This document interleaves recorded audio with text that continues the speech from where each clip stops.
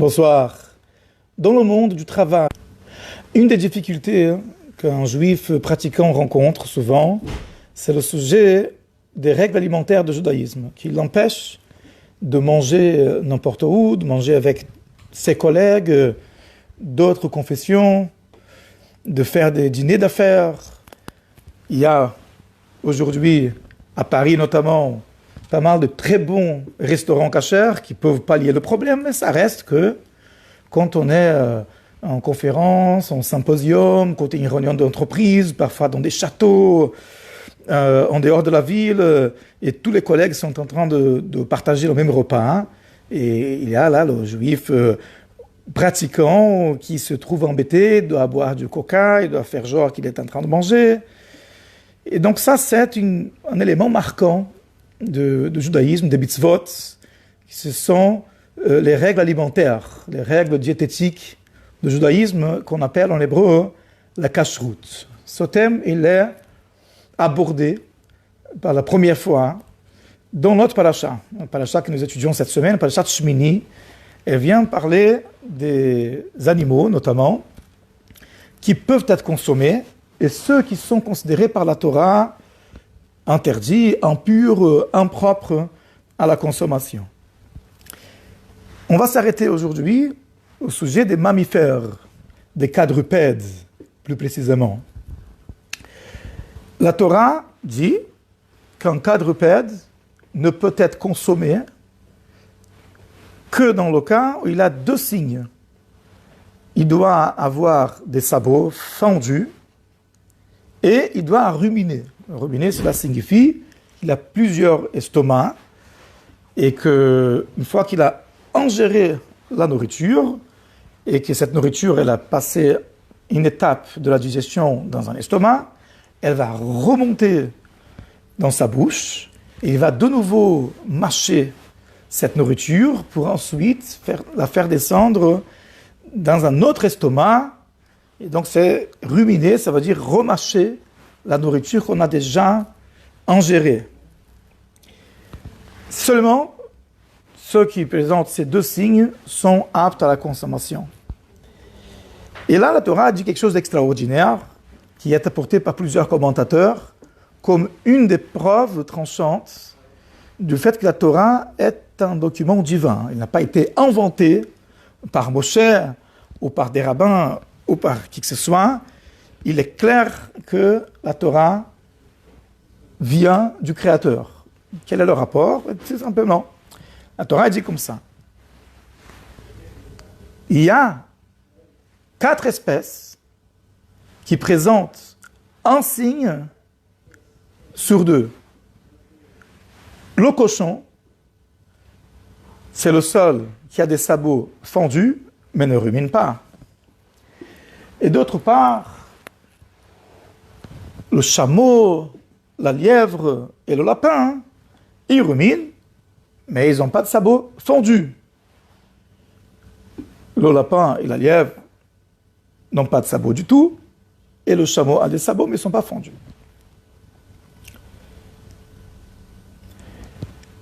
Maintenant, lorsque la Torah a été donnée, d'après tous les avis, dans l'Antiquité, il y a des milliers d'années, la civilisation dans laquelle elle est apparue, la Torah, était confinée à une zone très restreinte, au Moyen-Orient.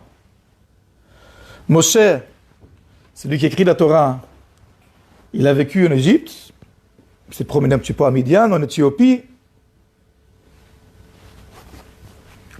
Si jamais la Torah était, chas v'chalila, une invention de Moshe, qui aurait menti et dire qu'il a reçu tous ces lois-là de la part du Créateur, comment aurait-il pu affirmer qu'il n'y a pas dans le monde, à part ces 4, une espèce animale qui a un signe sur 2?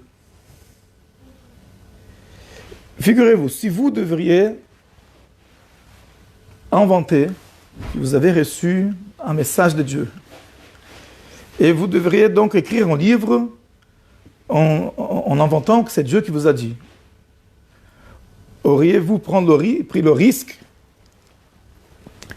de faire une telle affirmation en sachant que si dans 10 ans, dans 100 ans, dans 1000 ans, on va découvrir dans un autre continent une seule espèce qui possède un signe, mais pas l'autre, vous aurez prouvé, vous êtes un charlatan. Pourquoi Moshe aurait pris un risque pareil? Et de là, les commentateurs de la Torah, ils apportent une preuve tranchante. Moshe, il était sûr de lui, parce qu'il a reçu en effet le message du Créateur pour dire, voilà, il n'y a pas parmi les mammifères une espèce, dans aucun continent, nulle part, à part ces 4 mentionnés, qui possèdent un signe sur 2. Il y a quand même, ça c'est voilà. Maintenant, il y en a qui posent une question légitime, et si vous connaissez un petit peu de zoologie, vous avez dû déjà y penser. Le lapin ne rumine pas. Et ça, Moshe, il pouvait savoir, c'est même pas question. Mis à part, voilà, il a dit 4 espèces qui ont un signe sur 2, il n'y a aucune autre, et ça c'est avéré, c'est une preuve de la véracité de la Torah. Très bien. Maintenant, il y a un point paragraphe. Il a dit une chose qu'il pouvait pourtant lui-même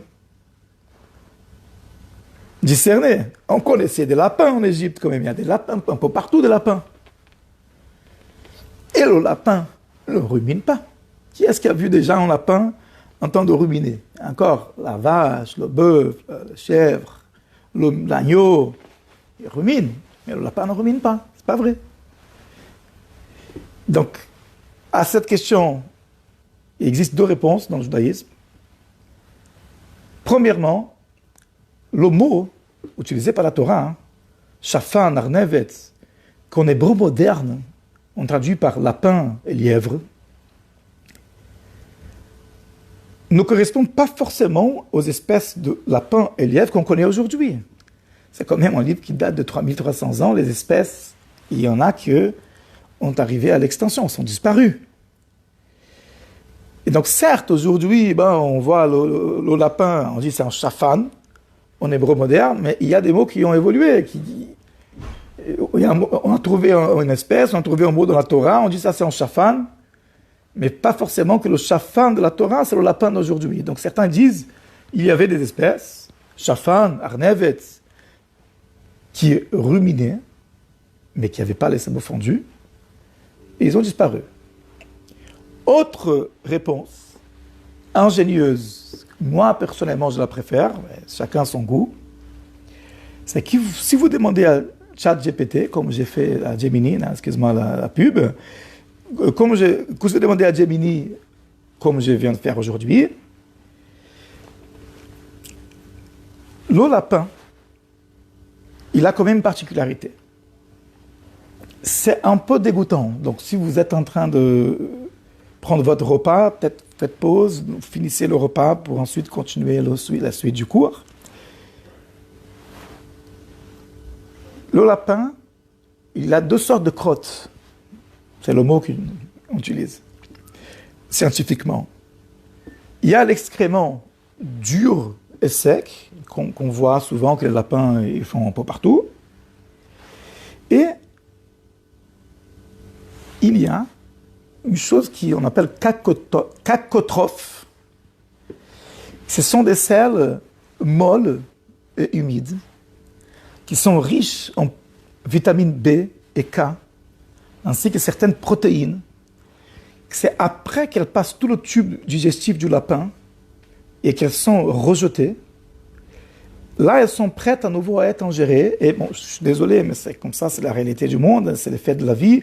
Le lapin, il les remange, ces excréments-là.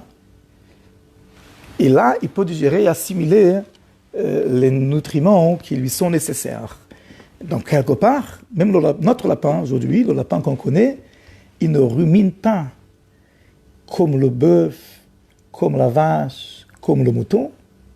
Ce que nous appelons ruminer, ma'ale gera, ma'ale gera dans la terre, c'est remonter les restes d'aliments dans la bouche, mais il fait quelque chose de très similaire.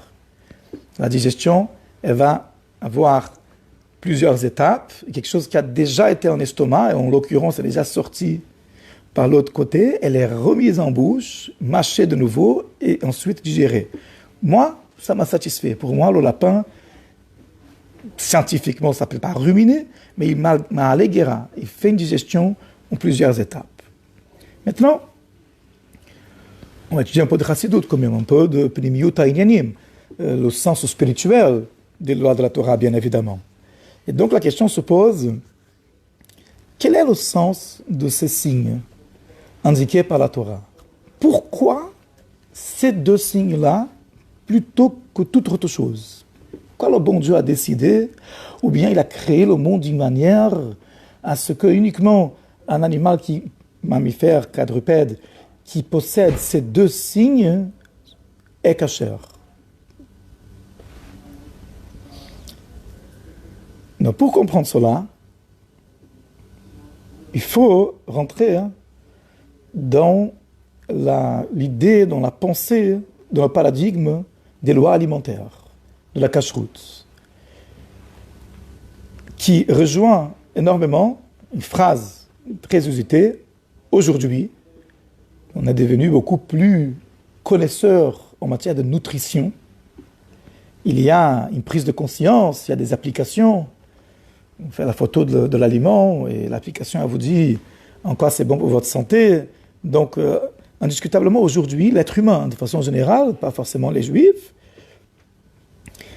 il a pris beaucoup conscience de l'importance de la nutrition. C'est une science qui s'est beaucoup développée et aujourd'hui, on comprend beaucoup mieux que ce n'est pas tout ce qui est bon ou attirant qu'il faut ingérer.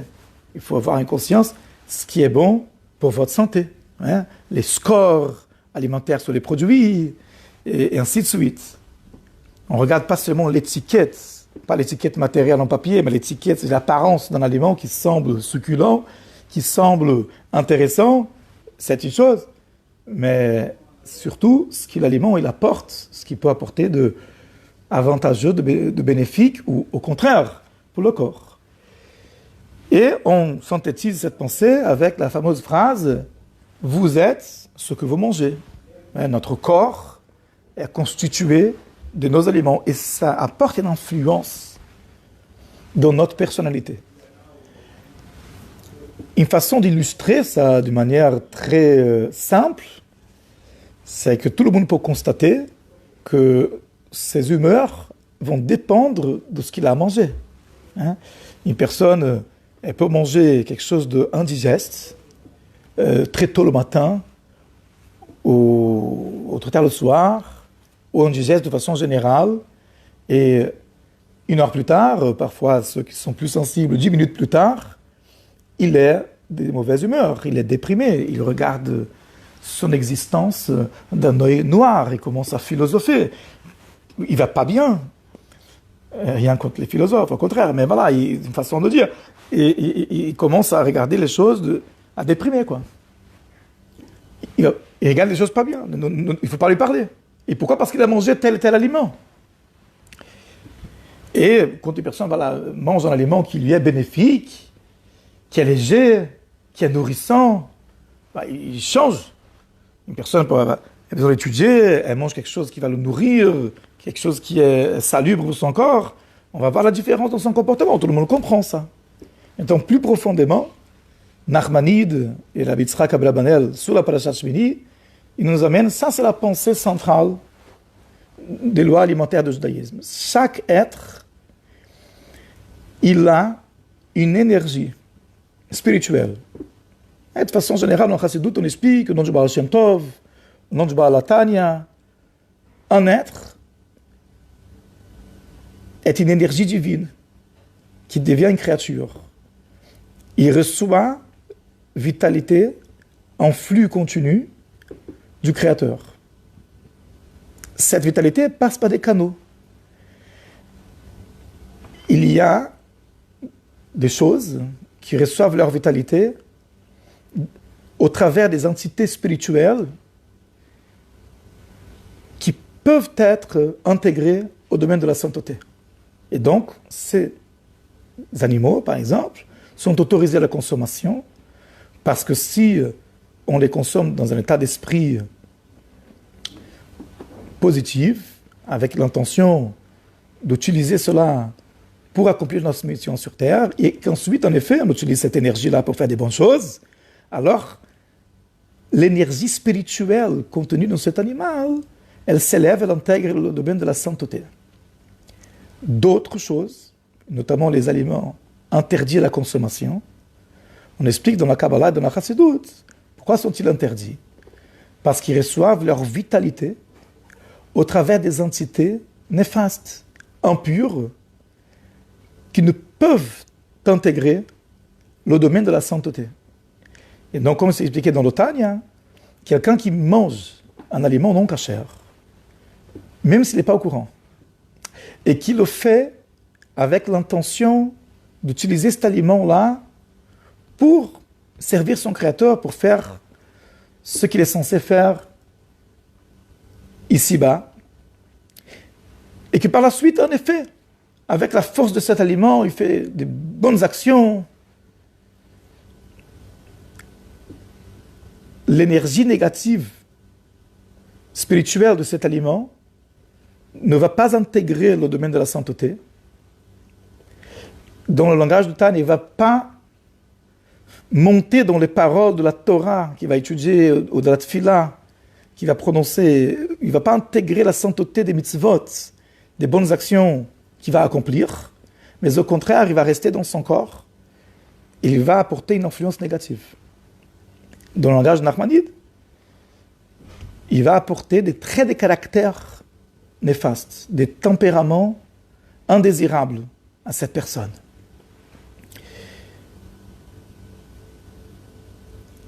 Et en effet, nous constatons que les animaux, parlons des quadrupèdes, qui est notre thème d'aujourd'hui, qui présentent les signes de cacheroute et qui sont autorisés à la consommation, ils ont un caractère doux.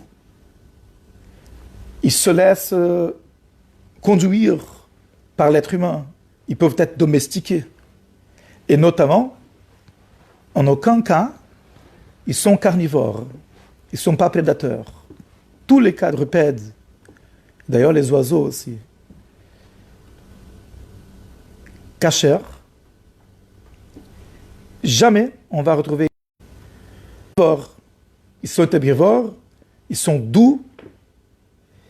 Et comme ça, Nachmanides explique, le fait de consommer ces animaux, ça apporte une susceptibilité, une capacité à développer des traits de caractère doux, pacifiques. Tandis que la consommation des animaux prédateurs, carnivores, ça apporte à l'être humain des traits de caractère de cruauté. Et certains ont fait la remarque. Si on observe historiquement le peuple juif n'est pas parfait. Il y a beaucoup de défauts. Mais il y a aussi beaucoup de qualités. Une des qualités du peuple d'Israël, c'est qu'au cours de leur histoire, ils ne sont pas connus pour être un peuple agressif, violent. Malgré les persécutions qu'ils ont subies, la violence dont ils ont été victimes, on ne voit pas des kamikazes juifs.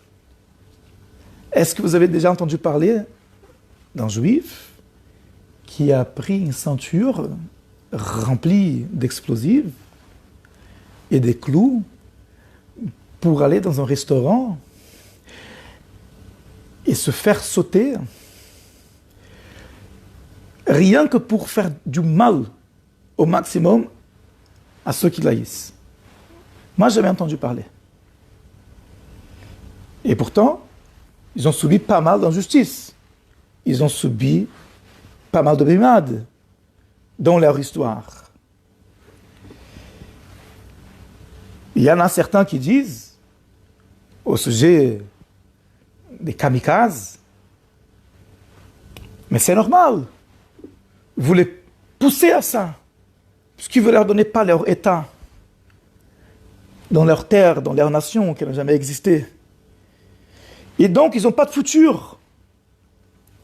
Et quand ils sont exposés à cette humiliation, ils n'ont pas d'autre issue que faire ce genre de violence. C'est vous les responsables.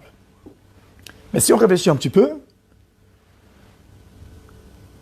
a-t-on vu un juif, après l'Holocauste, aller dans un pub à Munich ou à Berlin pour venger 6 millions d'innocents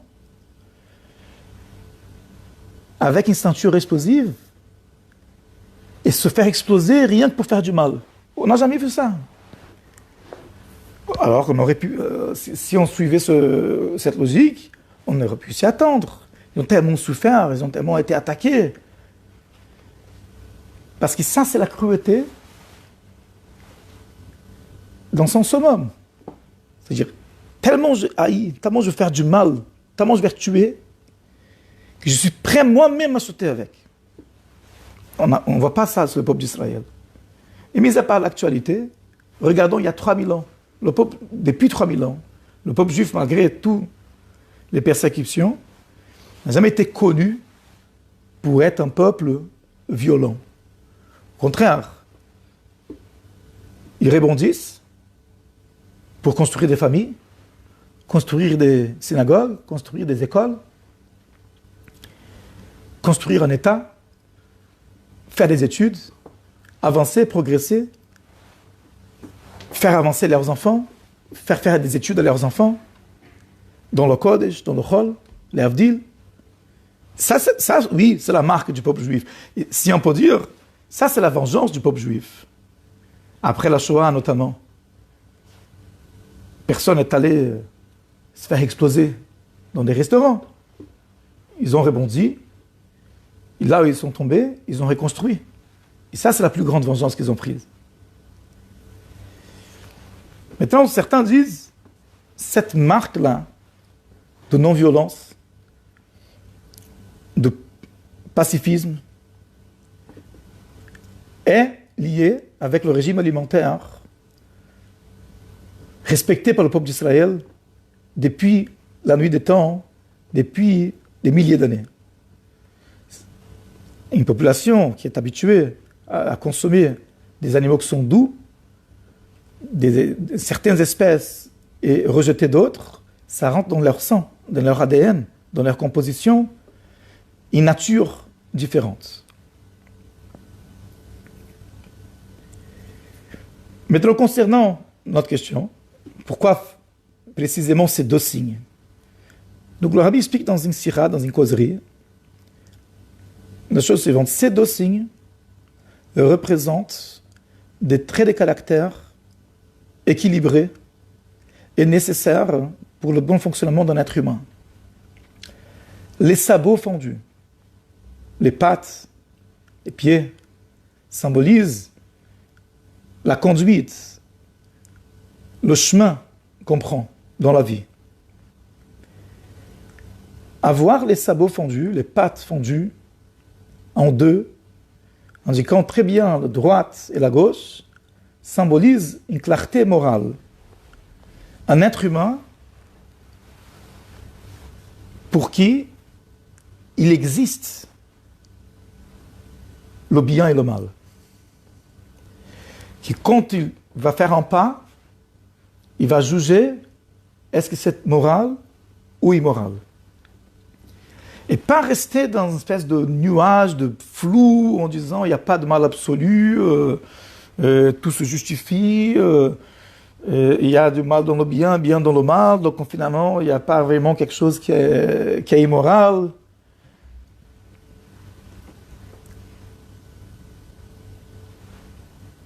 Les sabots fendus représentent cette clarté, cette bifurcation.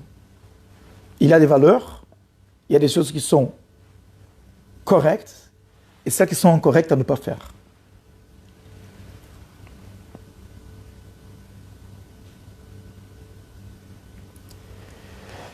Concernant le deuxième signe, le fait que l'animal doit ruminer.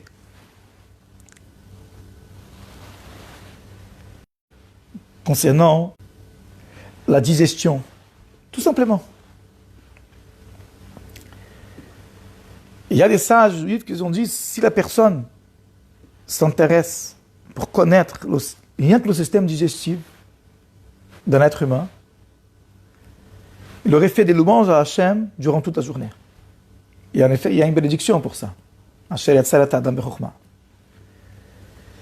notre corps, c'est un expert en biochimie. Il a 10 doctorats et des prix Nobel. Le corps de chacun de nous. Et la preuve, c'est que nous avons qu'à manger, nous prenons un aliment que nous jugeons approprié, nous consommons cet aliment, et après on n'a plus rien à faire. Notre corps tout seul, il va séparer les protéines, les glucides, les vitamines, les déchets, il va donner à chaque cellule ce dont elle a besoin, dans le moindre détail, au travers des artères, des capillaires, au cerveau ce dont il a besoin, le cœur ce dont il a besoin, les bras, les mains, les yeux. Il va tout séparer. On mange et ensuite on va s'occuper de nos affaires, on va étudier, on va marcher, on va travailler. Et le corps tout seul, il fait le tri. Une seule chose le corps ne fait pas pour nous de façon involontaire, c'est la dernière étape. Quand on doit évacuer les déchets, ce qui est rejeté par le corps, là, ce n'est pas involontaire. Là, le corps, il nous laisse le choix de choisir quand est-ce qu'on peut aller à la selle. Et heureusement, ça ne se passe pas de façon spontanée. Et rien que méditer à ça, c'est intéressant. L'être humain a été créé d'une manière où le Créateur respecte la dignité de chacun.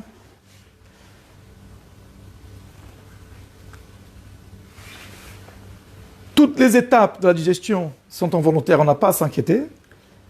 On aurait pu s'attendre à ce que la dernière étape aussi, l'évacuation des aliments, elle se passe sans que l'être humain il a à s'en occuper. Eh bien non, la dernière étape, le corps il dit voilà, j'ai fait tout le boulot, maintenant c'est à juger. Si on nous donne un peu de temps quand même pour prendre nos dispositions et pour aller dans un endroit approprié. Imaginez le contraire. On serait en plein cours, en pleine conférence, on serait dans un mariage, sous la choupa, et voilà, il y a des animaux, peut-être c'est le cas, et on imagine que c'est la dernière étape de la digestion, elle se passait involontairement. Par ailleurs, si on ouvre une parenthèse dans une parenthèse, j'ai entendu de Rav Zamir Cohen, dans un cours une fois, une chose intéressante, il dit tous les orifices du corps, ils sont de la partie antérieure du corps, la face, d'accord ? Les yeux, les narines, la bouche, les membres reproducteurs, même les oreilles sont vers l'avant pour que l'être humain puisse s'orienter. Il y a un seul orifice qui est du côté postérieur du corps, qui est l'orifice par lequel l'excrément y passe. Et pourquoi ? Donc le Rav a dit simplement, Makadosh Baruch Hu n'a pas voulu que l'être humain soit dégoûté de soi-même. Imagine si l'orifice par lequel l'excrément il sort, il était devant. Donc la personne verrait tout ça sortir de son corps, elle serait dégoûtée. Donc pour kavod, pour la dignité de la personne, Kadosh Baruch Hu il a fait arrière. De sorte, bon, on voit après, mais on ne voit pas pendant que ça sort de notre corps.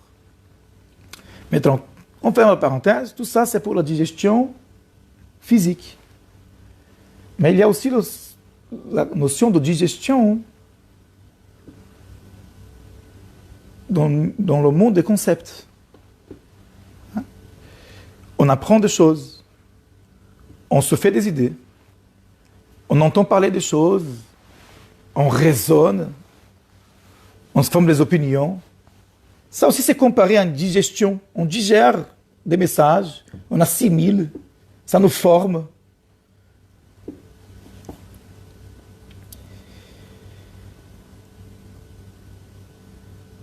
Et parfois, On a une opinion formée sur quelque chose qui est erronée. On fait des erreurs. Et quand on est confronté à une situation nouvelle, où cette erreur-là est avérée, on peut avoir le défaut de rester figé sur nos opinions et ne jamais changer d'idée. Ça y est, on a digéré la chose, c'est tombé dans l'estomac conceptuel, ça c'est notre façon de faire, et on ne va pas la revisiter, on ne va pas la analyser de nouveau.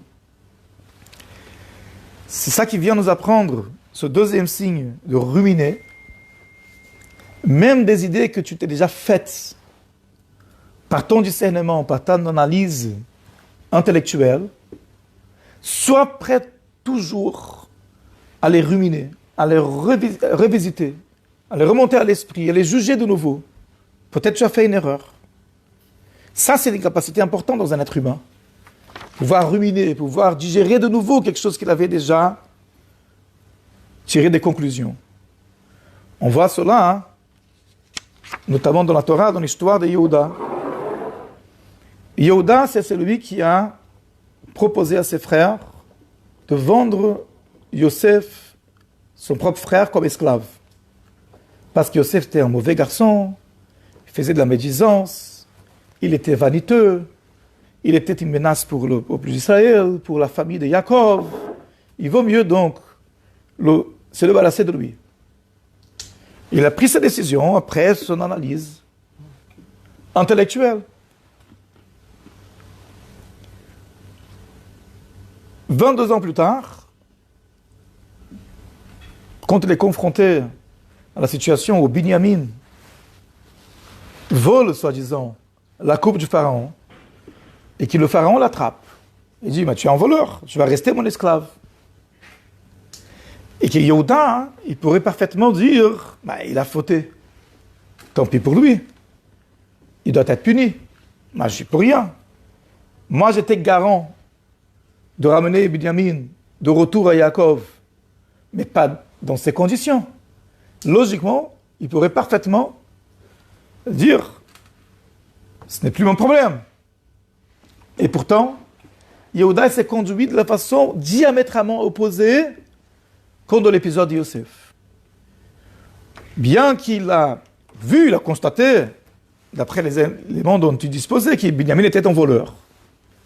Je ne peux pas laisser cette souffrance à mon père Yaakov de nouveau. Ça suffit ce qu'on a fait avec Yosef. Et donc, il s'est proposé à être esclave, il s'est donné comme esclave au pharaon à la place de Binyamin, alors que Binyamin était coupable et que lui, il n'avait rien fait. Et quand Yosef a vu ce changement, c'est à ce moment-là qu'il a décidé de se dévoiler. Il aurait pu, Yosef, dès qu'il y a Binyamin, on a dit 45, donc ils ne sont pas en retard encore. Non, c'est faux. 7h15. C'est 7h15, Mincha suivi d'Arvit, désolé. 7:15. Ok, thank you. Mincha and Ma'ariv. Ouais.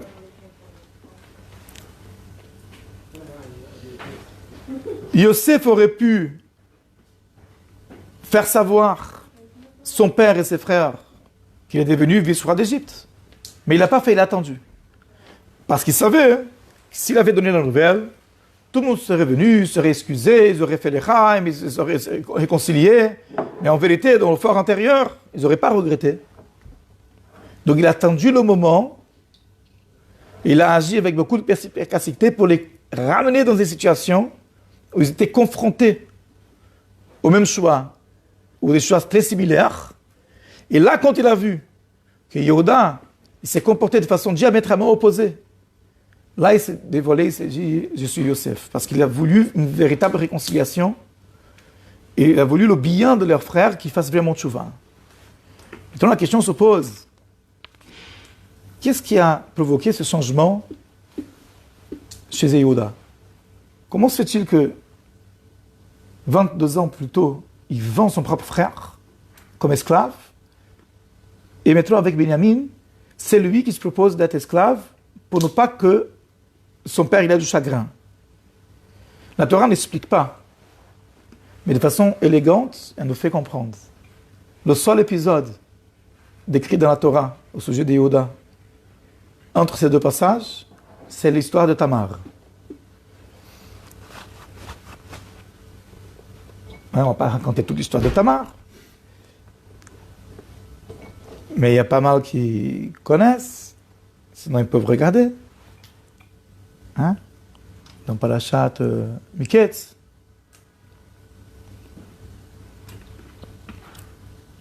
Ou ses alentours.